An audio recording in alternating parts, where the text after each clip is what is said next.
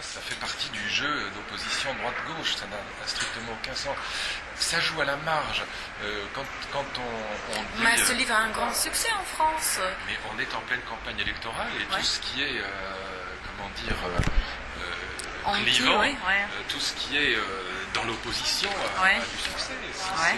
Mais tout ça est absurde, tout ça n'a pas de sens, tout ça, ça joue en vérité sur des oppositions qui existent, mais qui jouent sur 5%, ça joue même pas sur 5% du budget. Donc c'est quand vous regardez les choses sur le fond, dire par exemple que les Français ne paieront pas plus que 50% de leurs revenus en impôts, bon, on peut discuter si c'est 50% ou 55%, mais de toute façon ça va jouer quoi sur... Vous n'allez pas me dire sur 5%, si la gauche revient, les riches paieront 5% de plus, si la droite reste au pouvoir, ils paieront 5% de moins. C'est pas ce que j'appelle un débat entre des doctrines philosophiques ou entre des visions politiques du monde, ça n'a pas de sens. C'est ridicule. Donc laissons ça aux gens qui ont envie de s'amuser à jouer l'opposition droite-gauche.